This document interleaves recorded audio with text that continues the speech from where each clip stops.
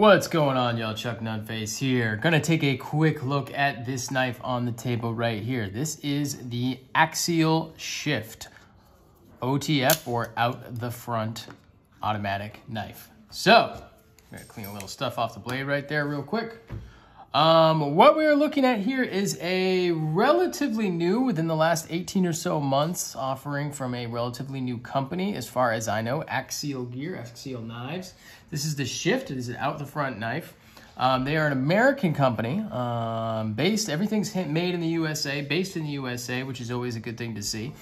And so they're another company offering an out the front auto. So similar to, competing with Microtech and Guardian, Tactical and Heretic knives and things like that. So it's another offering in that OTF space from another USA company. The blade length, or we're just gonna go over some specs real quick. The blade length is gonna be 3.3 inches. So see right there. Let's light it up a little bit better. 1, 2, 3, and yeah, just over a quarter. So 3.3 inches on the blade with an overall length of, scooch it over just a little bit here. We got 1, 2, 3, 4, 5, 6, 7, about 8 inches, maybe just a hair over 8 inches on one of these, maybe just a little bit less than 8 inches actually overall. And it's very lightweight with the aluminum scales as well, coming in at about 3.5 ounces. We'll go ahead and do some size comparisons here on this guy. Compare it right there to the Spyderco Stretch 2. Very similar to the Spyderco PM2. So you're gonna be looking just a hair shorter than the PM2. And we'll go ahead and take it and put it against the Spyderco Native 5 right there. So it's gonna be a little longer than the Native 5, quite a bit shorter in the blade, so it's not quite as tall as far as the blade goes. You can see right there, Spyderco being quite tall, as most Spydercos are, and then the Axial Shift being pretty narrow overall. So, as I'm futzing around with my knives here, do the Ontario Rat 1 in D2. It's gonna be just a bit smaller than the Rat 1, or really about half an inch, 3/4 of an inch smaller than the Rat 1 right there. And as always, the Spyderco, I keep saying that, it's like a tradition for me here, as the Chris Reeve knives, large Sebenza 21, gonna be smaller than that as well. And let's see, just because here's another fairly common knife from another company. This is the Emerson A100, obviously sporting some very different scales, very unique scales, and it's going to be smaller than that as well. So really, when we're looking at size, if you're familiar with OTFs and Microtech OTFs, it's going to kind of be, it's been a while since I've had the Ultratech or the UTX 85, which is a little bit shorter, about 85% of the size of the Ultratech out the front from Microtech, but I think it's probably right around in the middle. So I think the Ultratech is about a 3.75 inch blade, and then the 85 is maybe 3.25 inches. It's going to be kind of right in between, maybe a little closer to the UTX 85. So construction, we're looking at a 20 CV blade right there. This one is going to be, I believe it's going to be a hollow grind, possibly. Yeah, it's going to be a hollow grind on that with a nice swedge right there. Got a little bit of milling in the top of the blade or on the spine of the blade, and of course Axial right there. Nice edge put on that. I have not sharpened this at all. And it is going to be aluminum scales as well. The scales are really nicely done. I like the way they're constructed right there. You got 1, 2, 3, 4, 5 screws. It looks like it's probably T6, possibly T8. And you're also gonna have a reversible pocket clip as well. Now, I haven't done this myself. I haven't taken it apart, but it looks like you're just gonna unscrew that, and you can go ahead and pop the screw out, go ahead and take the clip out, put it in the other side, and you can have a left-hand carry as well. So that's a good thing about OTFs that have a top button. They're very easy to make either right or left-handed if they are set up to be ambidextrous. They're very easy to operate that way. Got a little bit of milling right there on the scales, the aluminum scales right there. Got the Axial logo. Now this is a all blacked out model, so it's a little hard to see some of this stuff, but try to get it to show in the light there. And a real nice touch too is that American flag milled right into the top. I like that quite a bit. I think that looks really good. It's a nice touch. Overall, this blade, it fires real nice. right out the box. It wasn't too stiff, wasn't too hard to get going. You know, it's got a real nice, smooth, easy to actuate.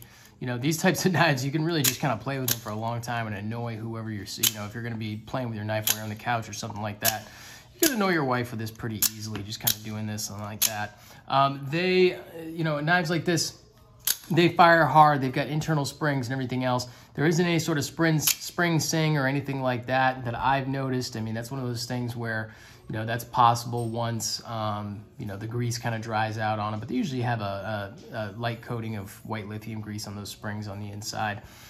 And it's pretty easy to, you know, it eliminates that sound really well. Now, obviously, I haven't taken this apart or anything like that. It does look, like I say, fairly simple construction. You are going to notice in pretty much all OTF knives, it's just kind of the nature of the beast. There's going to be some blade slop in there. You know, the degree to which you get it varies. This one I would say is probably about average for an OTF. Really the only one that you're going to be able to get that's not going to have any of that is going to be the Hawk Deadlock. Grant Hawk or Gavin Hawk, one of those, or both the Hawks. I'm not sure who makes that one exactly, but that's pretty much the only OTF that I know of that is gonna be bank vault solid when it opens up. Now, it's not dangerous, it's not going anywhere, it's just kind of the nature of the construction. They are gonna have a little bit of slop in that, in those blades, but it's certainly nothing that you really need to worry about if you're gonna be using this. This is definitely gonna be a knife that you can carry every day if you like OTFs, and you know, if they're legal in your area and you even care about that sort of thing. You can easily carry this knife every day. It's light, it's gonna disappear in the pocket with that deep carry pocket clip, and it's gonna actuate very easily to do whatever you need to do. You know, one thing that I would really like to see on this is just, I would like to see it be bigger. You know, kind of handling this and everything else. I mean, you know me, you know I kind of like, if you follow me on Instagram at Chuck_Nunface, or you kind of watch the videos that I do, I like big knives. I like things that are, you know, I like my folders big and my fixed blades small. That's just kind of the way I am. I would like to see this with a bigger blade, maybe a 3.75 inch blade or even a 4-inch blade.